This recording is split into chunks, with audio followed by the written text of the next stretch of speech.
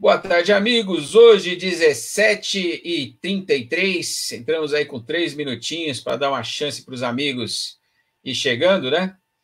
E hoje, entrevistando Bruno Geiger. Esse homem tem história para contar. Petista. Ó, tô com a minha camisa do PT aqui, porque você, Brunão, é o cara que mais usa a camisa vermelha na nossa região. Você é o cara que, durante esses últimos 4 anos de golpe aqui no Brasil, porque para mim, golpe desde 16, já são 4 anos que essa direita está no poder. Infelizmente, quando você vai conversar com alguns, mas o Temer é do PT. Eu falo, puxa vida, né? O que discutir com uma pessoa dessa? Deixa quieto, vamos partir para a próxima e não dá para falar. Bruno, que é jornalista, são 42 anos de carreira como jornalista, artista plástico, depois ele vai falar aí mais exatamente, porque é um homem das artes, então quem é da arte trabalha com todas as áreas, né, Brunão? Tem muita história para contar do PT, é uma pessoa super respeitada por todas as figuras do PT de Taboão da Serra e região, né? A verdade é que eu estou militando aqui dentro do PT, Bruno, há praticamente 2 anos. Eu sou filiado desde 2008, mas dentro do PT eu estou militando desde 2018, janeiro de 2018. E as figuras de Taboão, sempre quando fala do Bruno, fala com respeito enorme, reverencia, e fala, Machado, ele é o cara, Machado. E, na realidade, pessoas que não são petistas, sempre quando vai falar, você é petista, tal, pô, tem o Bruno, você conhece o Bruno? Eu não conheci o Bruno, petista do Taboão, porque como não foi candidato, não sei, você vai me contar aí se já foi candidato aqui no Taboão, ou se já foi candidato dentro do PT, mas, assim, meus olhos para você, Bruno, é de reverência, porque assim, durante todas as vezes, todas as manifestações que o PT se fez presente, você estava lá com a sua camisa do PT, você estava lá com a sua bandeira, você cobrou de todos os petistas essa postura, né? Essa camisa aqui, eu já tive outras, mas essa daqui eu comprei da Juventude Petista, que você tanto fala bem, Juventude Petista, eu vou virar a costa aqui, ó. Comprei lá no Rio Grande do Sul, da Juventude Petista de Curitiba, que estava no Rio Grande do Sul no dia 24 de janeiro de 2018, naquele discurso do Lula, né? Antes de passar pelo julgamento lá do TRF4, né? E eu comprei porque eu vi os jovens lá, petistas, e eu costumo falar, Bruno, você vai me falar, que ser de esquerda é fácil, ser petista é complicado. Aí, opa, errei o lado aqui, ser petista é complicado. Aí sim é muito mais difícil, porque, infelizmente, o que existe de pessoas que são de esquerda, mas que chamou o PT, né, criticou o PT durante bastante tempo por ser de direita, ou de já ter entrado nessa onda da direita, é grande. Então, principalmente para essa juventude atual, né? Pessoas que aí, nos governos do PT, tinham entre 12 a 20 anos, não viram o que era um governo de direita. E você viveu um governo de direita durante toda a ditadura, foi uma pessoa que foi condenado por 179 anos. Um cara, para ser condenado a 179 anos, Bruno, tem história para contar. Então, bom, inicialmente eu quero que você me fale aí sobre essa sua estada, né, de petista durante todo esse período. Você é um dos fundadores do PT. Me conta um pouquinho de você aí, Bruno. Vamos conversar. Não, eu sou um fundador, praticamente, do PT, do PT do Brasil todo e do Taboão também, né? Nós fizemos muitas festas para fazer a fundação do partido aqui no Taboão da Serra. Então, o PT é praticamente a minha vida. Só que eu nunca fui candidato e nunca vou ser candidato, porque eu sou artista plástico, entendeu? Fui jornalista durante um tempo, mas sempre, a vida toda, eu fui artista plástico. Eu nasci praticamente dentro de um ateliê de arte. Meu nono era escultor, meu pai era pintor, minha mãe era ceramista, e eu nasci dentro de um ateliê, né? Meu nono tinha um ateliê na Rua da Consolação, ali em frente ao cemitério da Consolação. Então, eu nasci na arte. Sou um artista, realmente. Mas, Bacana. como jornalista, também fiz alguma coisa. E aí, trabalhei um tempo. Essa aqui é uma das matérias, por causa dessa matéria, né, que foi na Isto É, tal, que nós denunciamos a extrema-direita na época da ditadura, entendeu? Tinha o pessoal do CCC, da Opus Dei, e toda a TFP, entendeu? Nós fizemos uma denúncia, né, que denunciei todo o pessoal, fiz até uma reunião lá dentro, e é uma matéria grande, essa matéria aqui é uma matéria grande, é uma matéria de capa da revista Isto É, da época. E por causa dessa revista, né, dessa matéria, e dessa exposição, aqui, ó,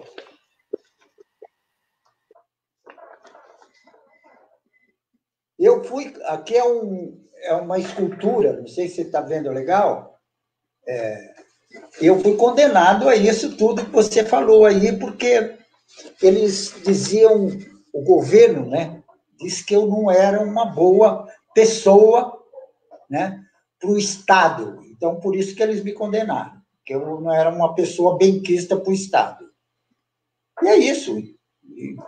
A arte também leva. Agora estou fazendo um projeto que eu fui convidado para fazer uma exposição em Madrid e eu nem sei se vai sair essa exposição, mas eu já estou fazendo os trabalhos, já estou pintando e a temática da exposição é sobre o Paraisópolis, sobre a agressão da polícia no Paraisópolis, sobre os garotos que eles mataram e eles continuam, o pessoal, esse tipo de coisa que aconteceu no Paraisópolis, não acontece só no Paraisópolis, acontece em toda a periferia, entendeu? A polícia, quando chega na periferia, eles já chegam chutando, batendo na cara, e não tem o mínimo de respeito pelas pessoas. Então, eu estou fazendo uma denúncia com o pincel, a tela, eu faço uma denúncia a respeito disso. Apesar que já tive problema no passado, né? Que eu fui condenado por causa de exposição de arte. Eu fiz uma exposição uma vez que ia ficar... Essa exposição eu fui convidado pelo Fernando de Moraes, inclusive. Uma exposição na Assembleia Legislativa, era para ficar 30 dias, essa exposição. Essa exposição ficou 30 minutos. A polícia foi lá, o Exército fechou a Assembleia Legislativa, prendeu todo mundo, e as minhas esculturas ficaram 2 anos presas no DOPS. Até que foi liberado, porque nós fomos anistiados e deu para tirar todas as... quer dizer, as que sobraram, porque a maior parte dos quadros, e eles quebraram as esculturas, né? Apesar que a maior parte das esculturas eu fiz uma bem reforçada. Por exemplo, tem uma escultura chamada Aturbar o Centro, analogia atual urbana e rural dos centauros, porque essa exposição era uma exposição sobre a mitologia. E aí eles falavam que aquilo era tudo ofensa para o regime militar, né? Aí prenderam toda a escultura. E prenderam todo mundo, né? E aí eu fui condenado por causa disso. O que aconteceu? Você saiu do ar, é isso? Hein, Machado? Eu não estou te ouvindo, Machado. Opa! Eu tinha desligado aqui. Eu acho que eu estou com problema na internet. Quando cair, você pode continuar falando, que a minha internet hoje está horrível. Mas, querido, eu estava te escutando bem, tá? Escutei perfeitamente tudo que você falou aqui e estou no ar. Agora, está conseguindo me escutar agora, né? Agora estou ouvindo legal.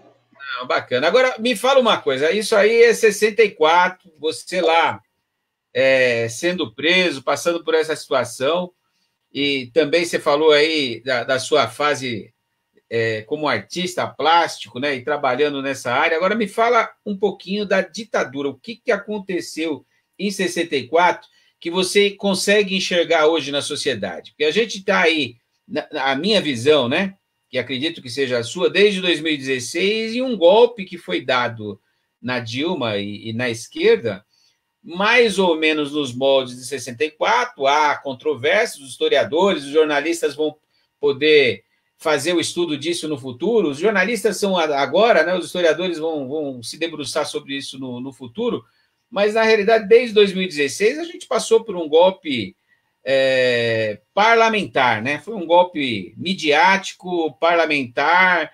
E o que você me fala a respeito disso? Qual é o comparativo que você traz da sociedade que você viveu em 64? Eu sou nascido em 70, estou com 50 anos, então eu não vivi aquilo. Eu comecei a gostar de política, Brunão, aos 13, 14 anos, eu li o Estado toda semana, o Estado de São Paulo, né, o jornal, na época, que era um jornal direitista, mas eu lia ele e debulhava. Com muito novo, eu comecei a gostar do jornalismo e dos jornais que mostravam a realidade do que acontecia. Eu buscava lá textos, pensava textos de figuras da esquerda que faziam seus artigos para poder entender o que estava acontecendo no mundo, né? E desde cedo, o que aconteceu? Desde cedo eu me politizei. Então, com 13, 14 anos, eu realmente gostava de política. Quando eu falo que eu sou petista desde 84, o pessoal olha minha cara, com 13 anos, alguém gosta de política? Está cheio de jovens, hoje, nos dias de hoje, que gostam de política. Eu conheci alguns lá no Sul, conheço vários aqui em Taboão, você conhece muitos aí no Imbu, pelo que você vive falando, mas a realidade é que a sociedade mudou de 64 para 2016. Houve uma abertura, eu vivi essa abertura, né, no caso 84, até o meu primeiro voto em 1989, houve uma abertura da sociedade brasileira, era uma outra geração, eu cresci sem saber o que era ditadura, comecei a ter contato lá aos 13, 14 anos no meu caso, mas a maioria da população, infelizmente, vive sem saber exatamente o que está acontecendo. Me diz você que viveu 64, viveu antes, né, daquele golpe, bem antes. Viveu agora pela segunda vez um golpe. Como você está sentindo, na realidade, a diferença entre aquilo e o que a gente está vivendo hoje? Porque hoje um general veio para a imprensa para dizer que não, que os generais, os militares não vão entrar no poder. Mas já estão no poder, né, Bruno? Me fala o que você pensa entre esses dois tempos. Eu vou fazer uma explanação a respeito por exemplo, da época de 60 e tal. Eu fui preso no Imbu em 1966 para 67, praticamente, né? Aí eles me condenaram em 68, fiquei preso durante 8 anos, praticamente. E a ditadura militar, você não imagina como é. Por que eles estão... Só mesmo um fascista como o Bolsonaro quer a volta dos militares. Porque os militares, eles eram tão ignorantes, porque o pessoal fica até admirado pelaquilo que o Bolsonaro fala hoje, né? Que o Bolsonaro é um fanfarrão, praticamente. Mas os militares, já naquela época, eles eram terríveis. Chegou um presidente uma vez, ele colocou que ele gostava mais do cheiro do cavalo que ele tinha do que praticamente do povo. Ele dizia que o povo, praticamente, tinha um cheiro insuportável, né? E a mesma coisa o Bolsonaro também fala. O Bolsonaro diz que o povo agora ele não merece nada, praticamente, que o pobre tem que tomar tubaína, porque... olha bem, a ditadura foi horrível, porque só quem passou por ela e foi torturado Eles me arrancaram os dentes, fui pregado no chão, entendeu? E não só eu, várias pessoas. Eu vi gente ser morta no pau de arara. E é isso que eles querem de volta.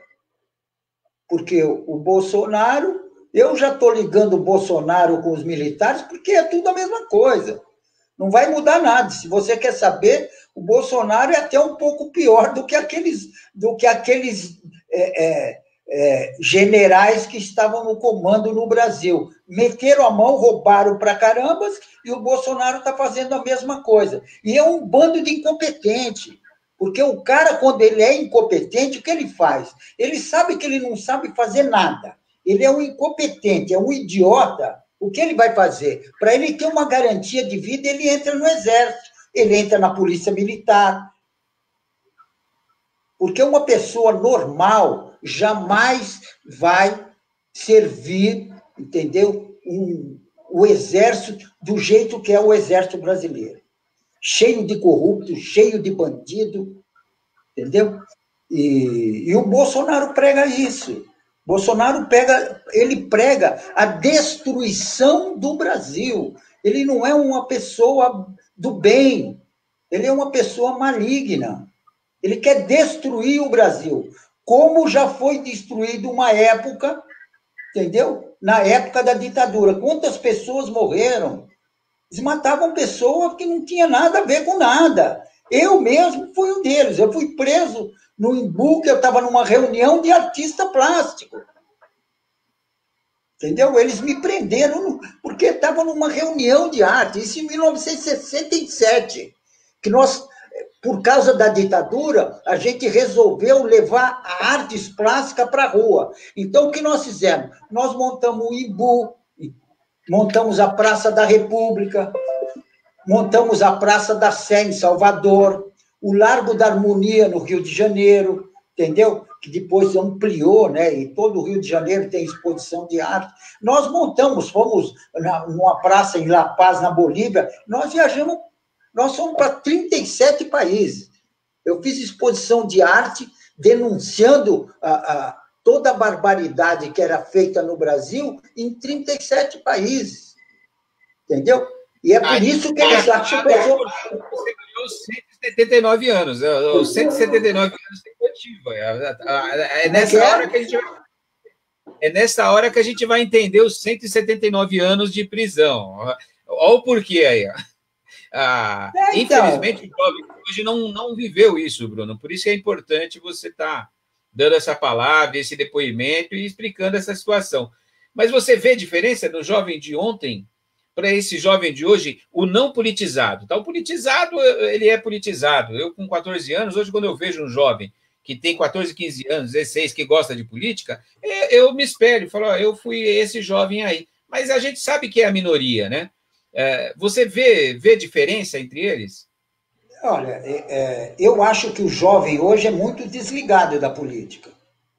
É totalmente, eu acho. São poucos que participam da política. Participam de um partido político e tal. São muito poucos.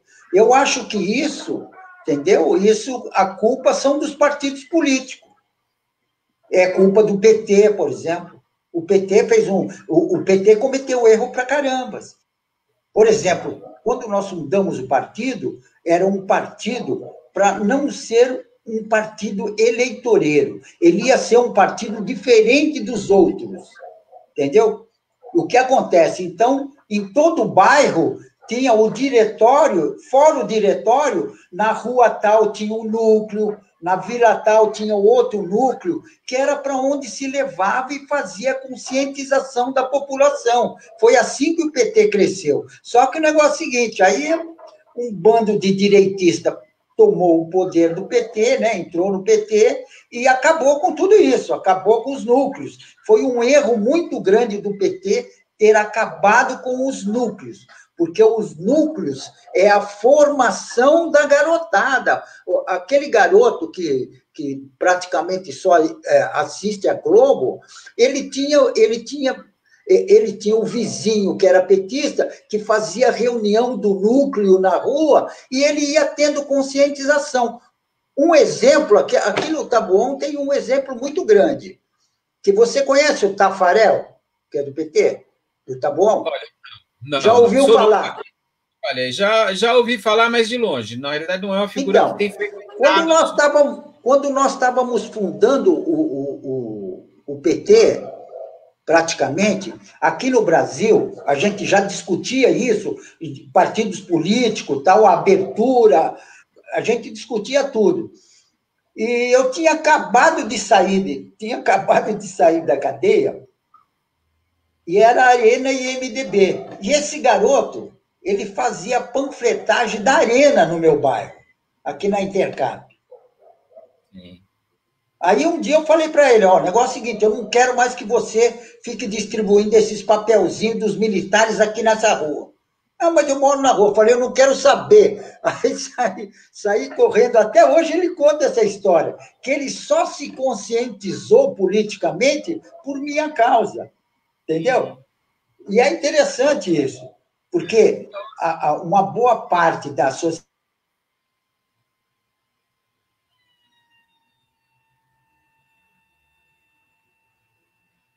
Então era complicado. Aí eles faziam um trabalho de base grande. E era duro brigar. E nós brigamos com esse pessoal. Nós fomos para a rua, derrubamos a ditadura, derrubamos tudo. Bruno, hoje, você acha que o PT está muito branco? Hoje eu vi até numa matéria de jornal, não lembro agora qual foi, li a matéria e estava levantando o assunto. A esquerda está muito branca? Ela não entrou no debate do racismo no Brasil? No passado até se entende. Hoje, você acha que falta esse debate interno, mais candidatos negros dentro do partido? Você acha que a esquerda, de uma forma geral, você acredita que tem um número correto de candidatos negros dentro de todos os partidos de esquerda? Lógico que não tem. Não tem. Deveria ter. O negro é a maioria no país. Então, deveria ser a maioria de candidatos. É a minoria. Quem manda é o branco. Entendeu? É um erro. Erro, é um preconceito muito grande. É um preconceito grande. Mas é que o negro no Brasil é marginalizado. Se você for por exemplo, eu fiquei preso, né? E eu lembro que na minha época, 80% dos presidiários eram negros. E tudo pobre. E a maioria não sabia ler nem escrever. E hoje continua a mesma coisa, eu acho que é até pior. Porque a polícia hoje está até mais agressiva. Eu estou achando que a polícia normal, essa polícia municipal e a polícia militar, os caras chegam na periferia e eles não querem saber de nada. E não adianta você tentar dialogar com eles, porque que eles não sabem nem o que é isso.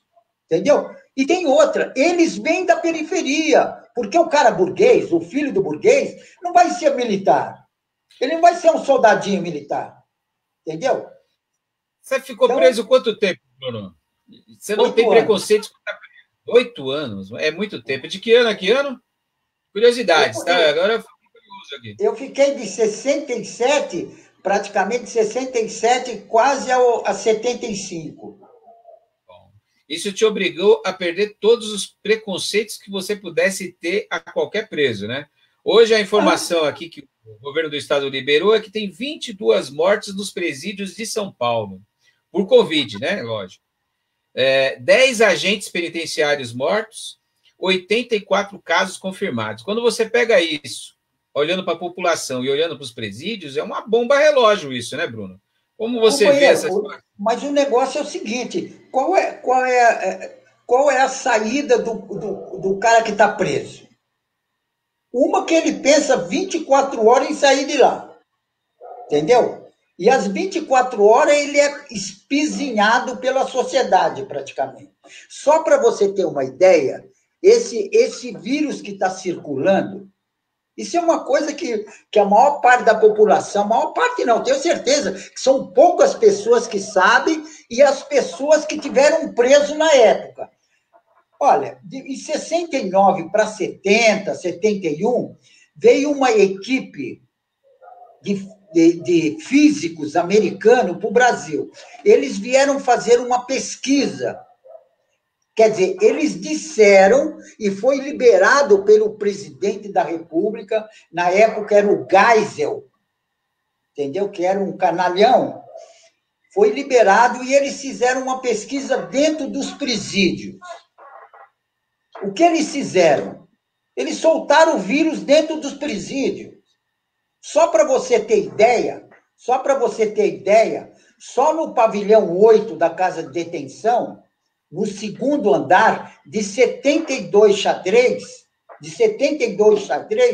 eu acho que na época morreram 28 pessoas.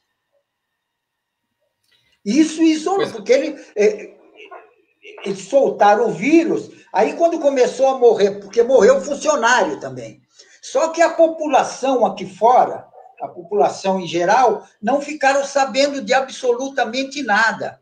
E isso não tem registro em lugar nenhum, porque o presidente da época, o presidente da casa de detenção, o diretor, quer dizer, diretor da casa de detenção, também era um coronel.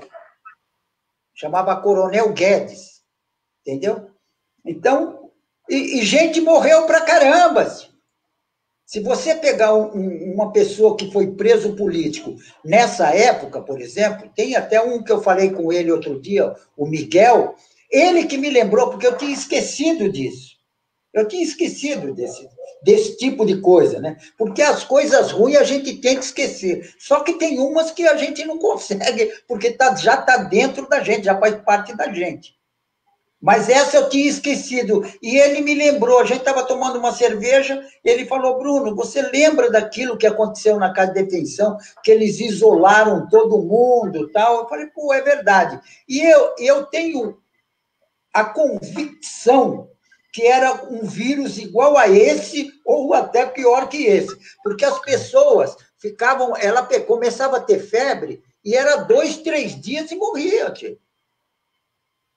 Entendeu? Os caras carregavam, só para você ter uma noção, o carrinho que eles entregavam a boia, a comida, eles carregavam os corpos na casa de detenção. Isso não saiu em nenhum jornal no Brasil. Ninguém ficou sabendo disso.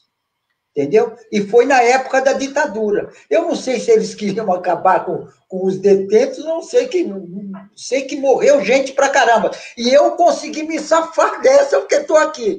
Mas o negócio é o seguinte, eu lembro que foi uma dureza, não foi fácil, não. Ô, Bruno, dentro desse tema aí, na realidade, o número de mortos, né? No Brasil, até o Bolsonaro e a direita ri que no Brasil morreu pouca gente. E aí, uma ditadura nunca mata pouca gente. Na Argentina, eles falam em mais de 32 mil pessoas, né?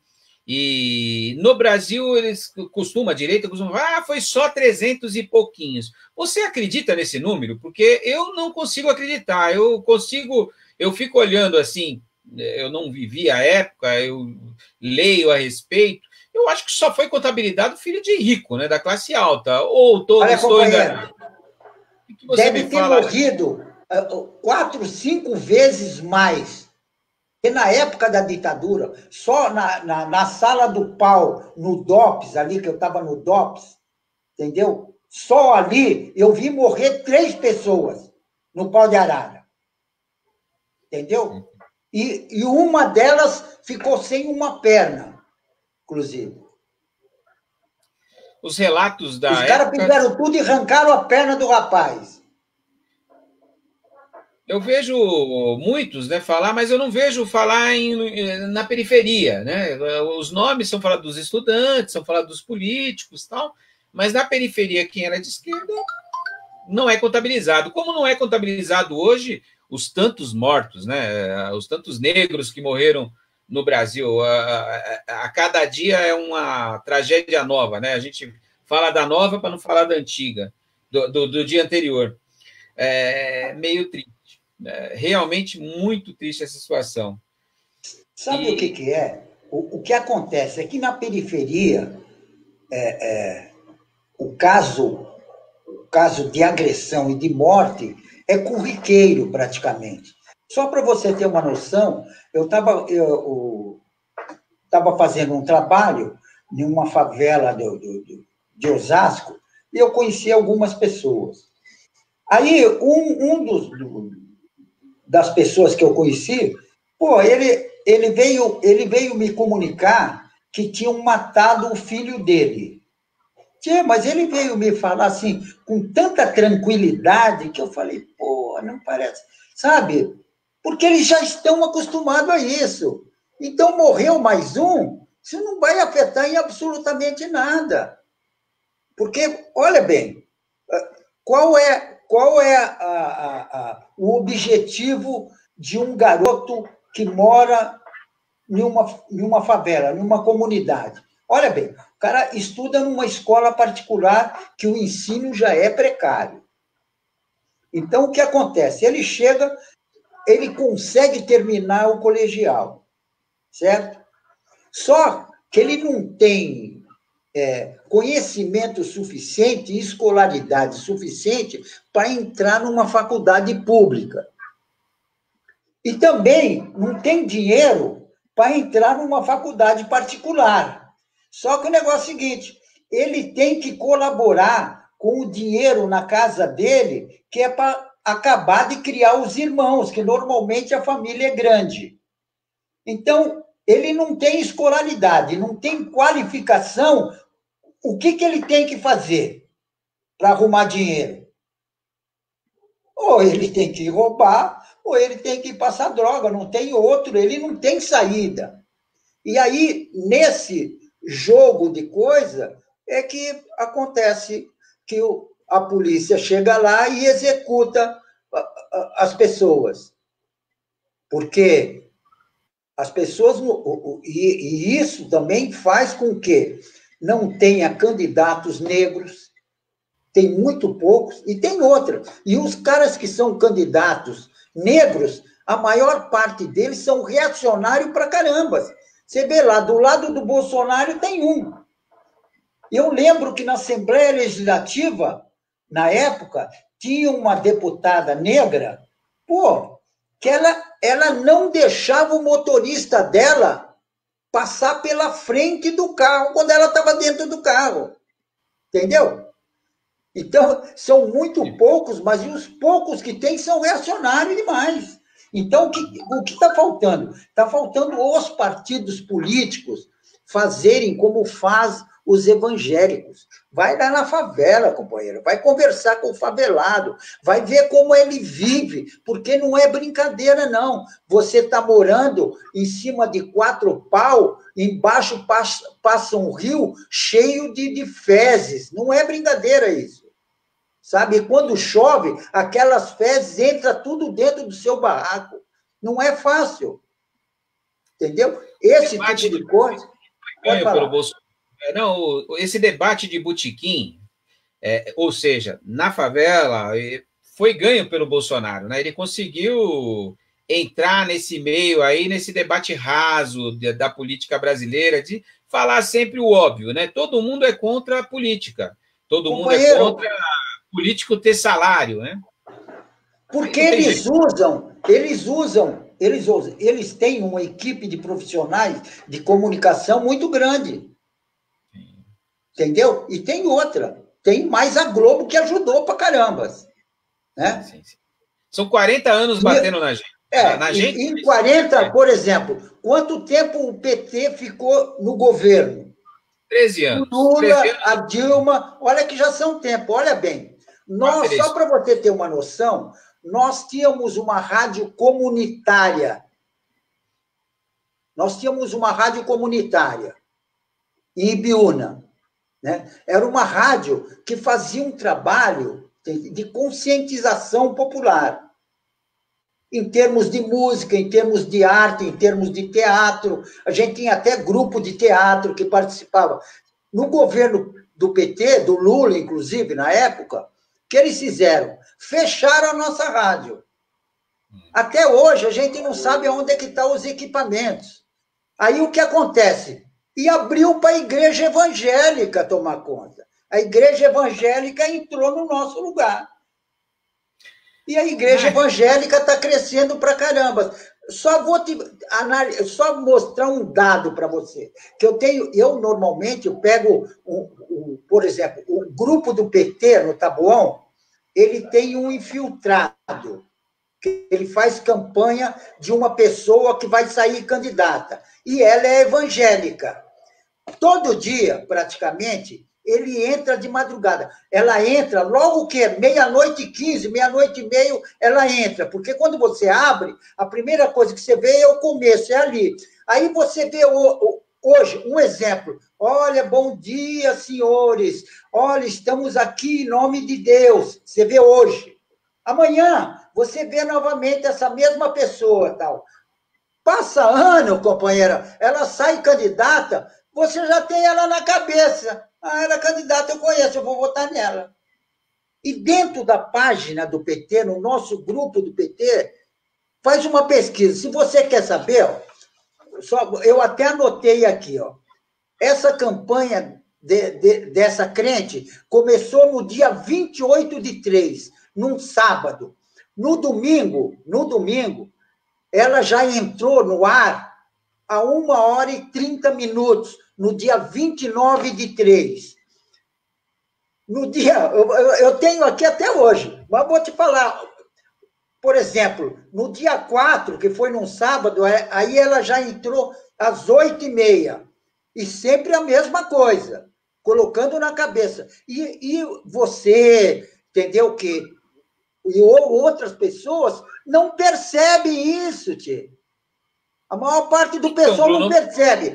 Olha, hoje, por exemplo, só para você ter uma ideia, hoje ela entrou essa noite à 00h18, falando a mesma coisa. Ela fica um ano falando isso. Quando chega a eleição, ela sai candidata. Você que não tem nenhuma preparação política, você vai votar em quem? Num cara que você não conhece ou nela que você vê todos os dias? Então, se você for Por isso que lá no Senado, só deixa eu terminar, por isso que lá no Senado está infestado de evangélico. E tem outra, aqui no Brasil, eles estão montando até exército. Tem exército na igreja. Só a igreja do Edir Macedo tem mais de 800 soldados. Não, em cima do tema, Bruno, deixa eu só te falar uma coisinha. Eu não sei exatamente quem é essa pessoa que você está indicando, que está no nosso grupo de WhatsApp, são quase 70 pessoas aqui no Taboão, para trocar ideias sobre o partido, mas o grande debate que acaba existindo, mesmo num grupo de WhatsApp, mesmo num grupo de petistas do WhatsApp, como o do Taboão da Serra, os evangélicos estão lá. Então, nós temos vários candidatos que são evangélicos, nós temos vários candidatos que são católicos, e toda vez que alguém começa a falar de religião, acaba quebrando o pau, porque a gente se conhece, e o PT, principalmente, sempre pregou o ecumenismo, né? E a laicidade. Aí, às vezes, a pessoa manda mensagem, não sei se é exatamente a pessoa, depois eu até vou ver com você quem é essa pessoa que você está indicando como um infiltrado, mas a mensagem religiosa acaba sendo enviada. Se a mensagem religiosa está sendo mandada, e essa mulher, você está citando como mulher, eu acredito que eu até sei quem é, normalmente, como eu não acompanho, eu começo a ver a mensagem, vejo o que é ela e desligo. Só que ela está mandando, como você está falando, para todos os grupos que ela pertence. Esse é só mais um grupo em que ela tem acesso pelo WhatsApp. Foi assim que o nosso querido Bolsonaro, né, estou sendo irônico, ganhou a última eleição, usando o WhatsApp e gastando 12 milhões de reais por disparo. Mas vamos lá. Esse tipo de coisa, por mais que a gente tente evitar que exista num grupo de debates com mais de 70 pessoas, a gente não consegue bloquear, porque senão a discussão vira uma discussão religiosa e não a política. Então é mais fácil a gente passar para lá. O fundamento que você me fala a respeito das igrejas evangélicas, eu acompanho isso porque um dos caras evangélicos, pastores evangélicos que eu mais escutei na minha vida é o Edir Macedo.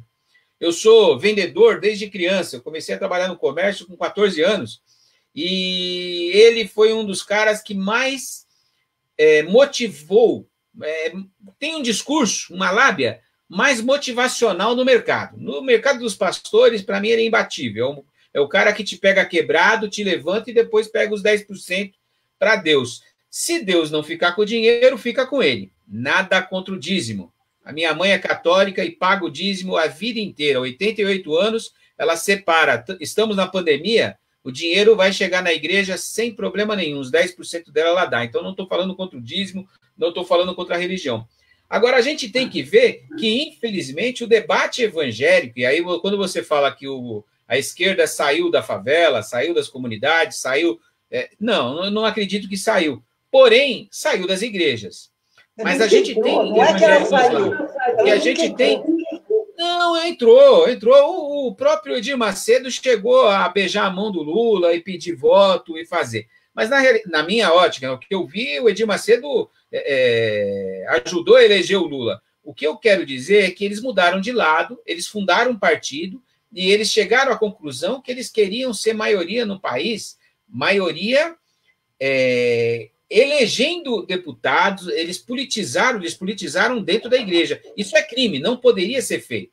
Um pastor não pode falar no púlpito de uma igreja sobre política, não pode indicar voto. Um padre não pode. Mas, na realidade, a gente sabe que isso é feito, né? A gente sabe que isso é feito. Infelizmente, é uma realidade. Então, o debate religioso está perdido. Eu fui assistir uma sessão na Câmara Municipal de Taboão da Serra e eu, sinceramente, eu sempre ia, às vezes que eu fui na Câmara Municipal de Taboão da Serra, das poucas vezes, eu ia já com a sessão em andamento. Mas este ano aqui, eu estive no início de uma sessão e eu fiquei espantado.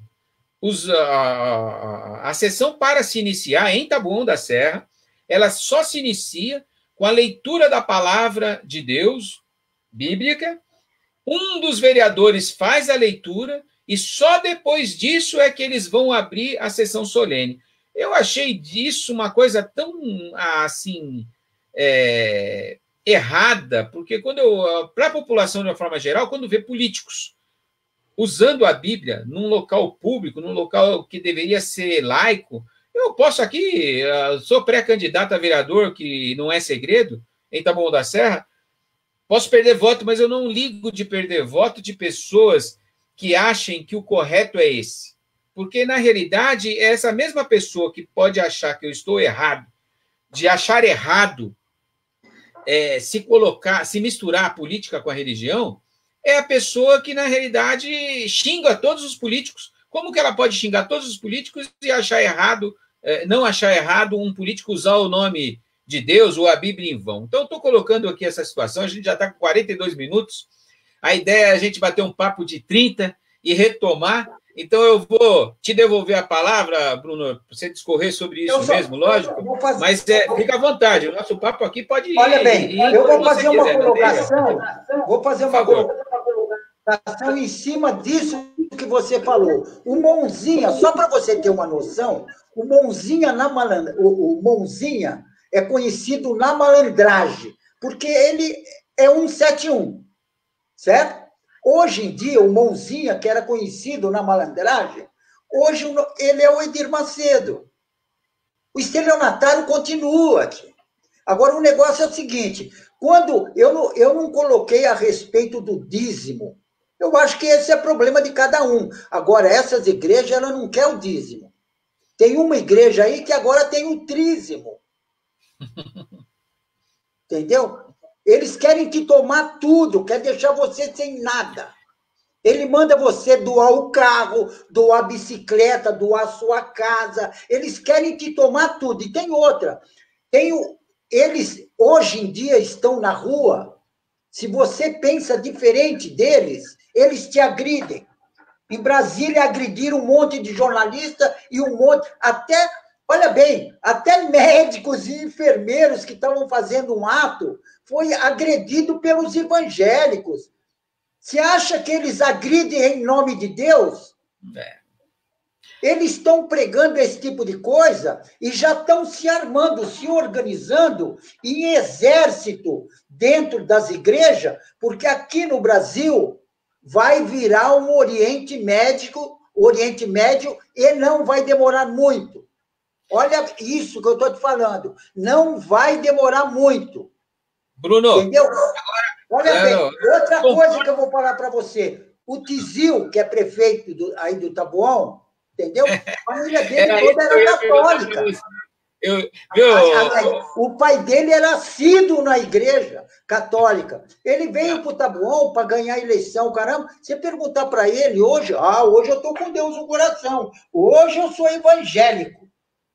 Entendeu? Você acha Maurício... que isso é malandragem ou o que é?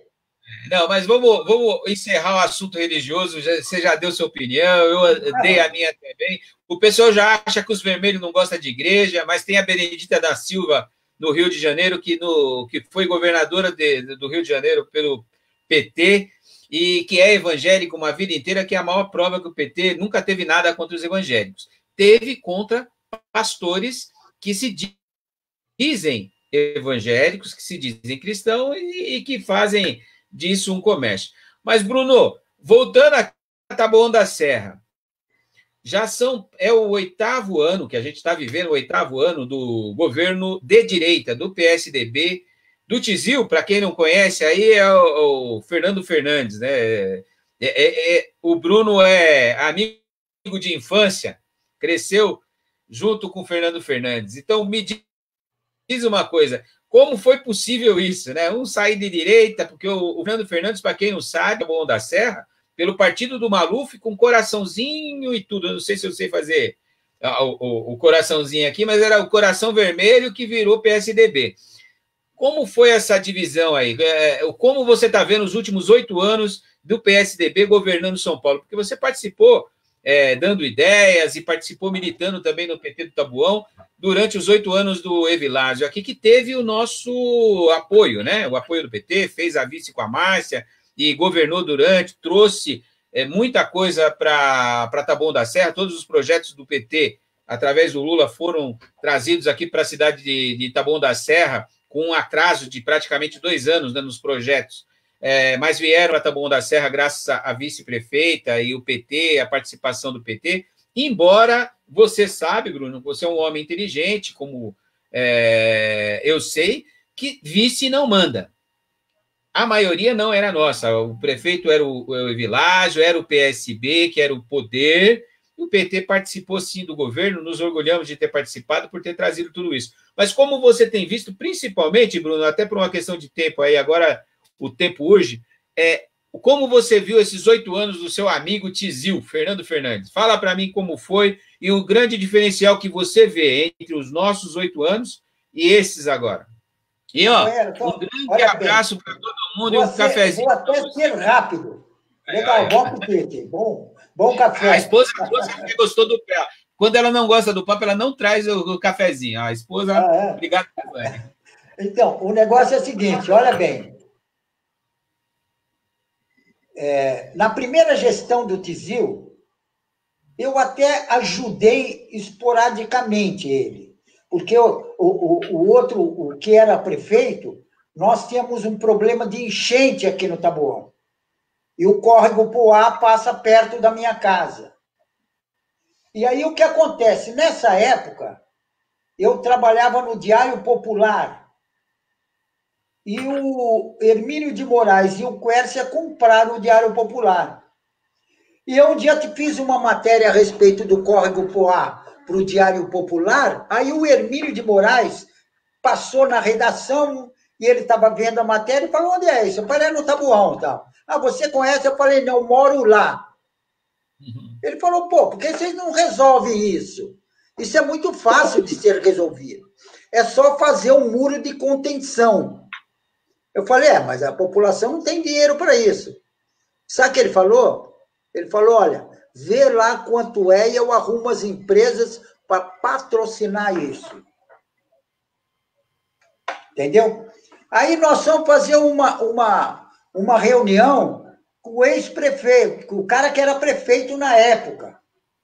Aí tal, acertamos, aí eu cheguei e coloquei, olha, e se a população, fui com um grupo de moradores da Intercap, e se a população se cotizar para fazer esse muro de contenção, que daria mais ou menos quase 2 quilômetros.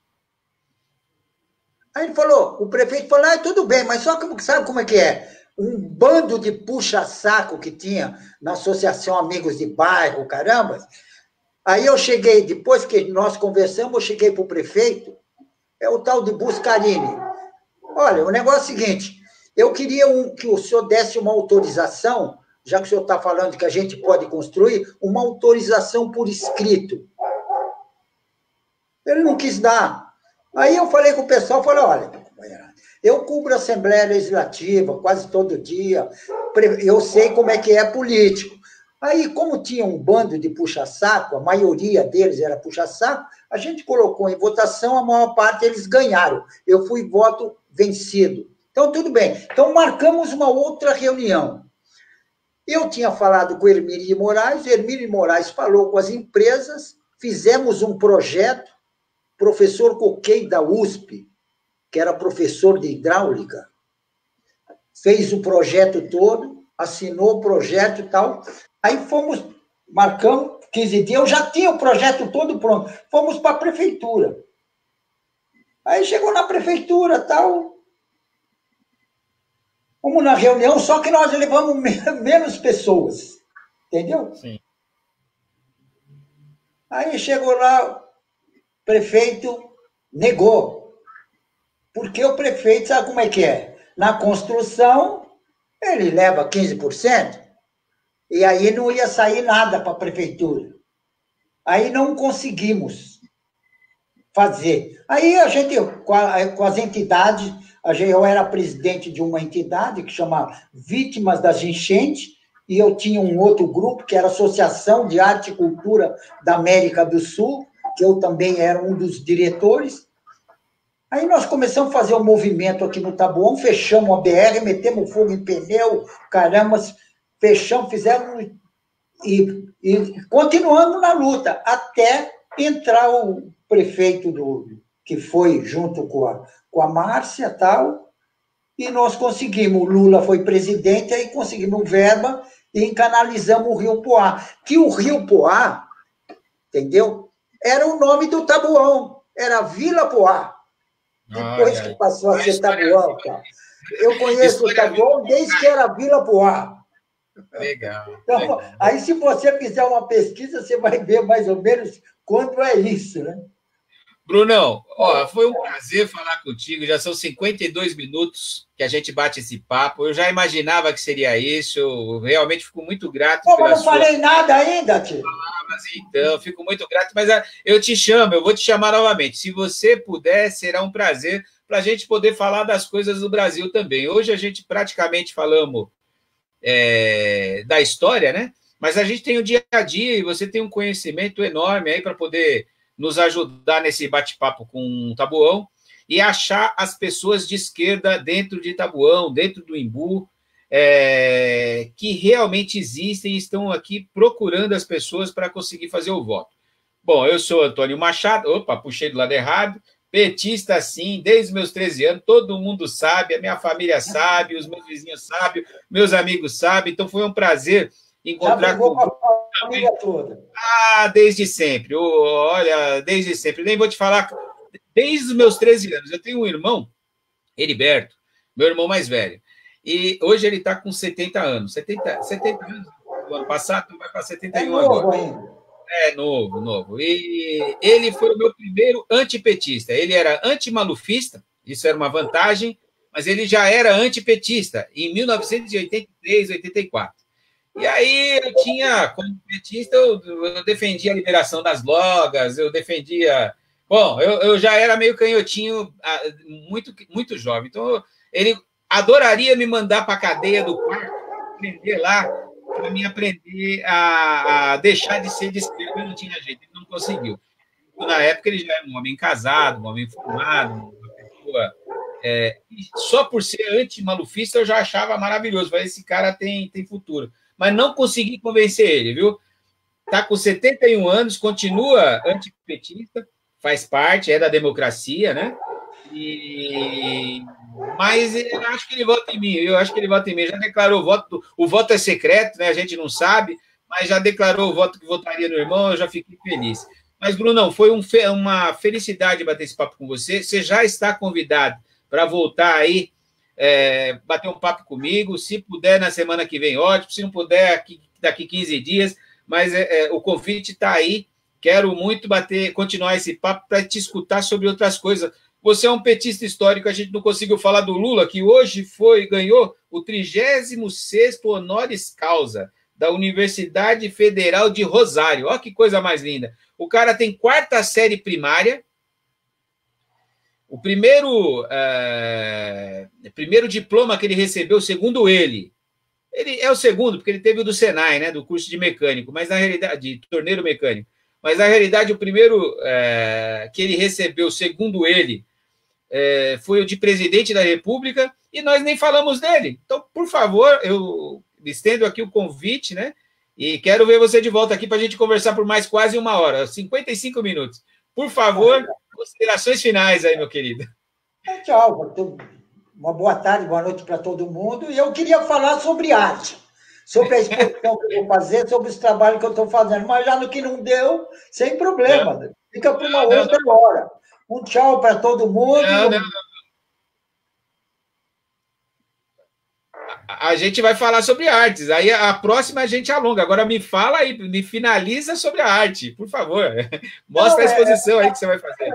É um trabalho que eu estou fazendo sobre o Paraisópolis, sobre uma exposição que eu vou fazer. Fui convidado para fazer uma exposição, porque eu já fiz algumas exposições em Madrid e tal, e me convidaram para fazer uma outra época, outra exposição, mas eles me pediram para fazer um tema específico de um determinado lugar do Brasil. Eu falei, pô, isso é uma colher de chá para mim fazer um trabalho sobre o Paraisópolis e toda a agressão da polícia que ela faz em cima do morador, do trabalhador, entendeu? E eu queria, inclusive, falar a respeito desse tipo de trabalho, dessas pinturas que eu estou fazendo. Mas tudo bem. Vamos marcar para a semana que vem. Vamos marcar na semana que vem, você vai voltar aqui e você vai falar mais claramente, mostrar aí a situação, tá? Um abração, Bruno, muito obrigado pela presença, estou realmente muito feliz. São 57 minutos de um papo muito bacana, tá? Muitíssimo obrigado pela participação. Obrigado, tchau. Abraço. Tchau para todos, tchau. Até. Tchau. Deixa eu puxar aqui, aí, ó. Vamos finalizar assim. Lula livre! Um abraço, querido, até mais. Fica no ar aí que eu vou bater um papo com você.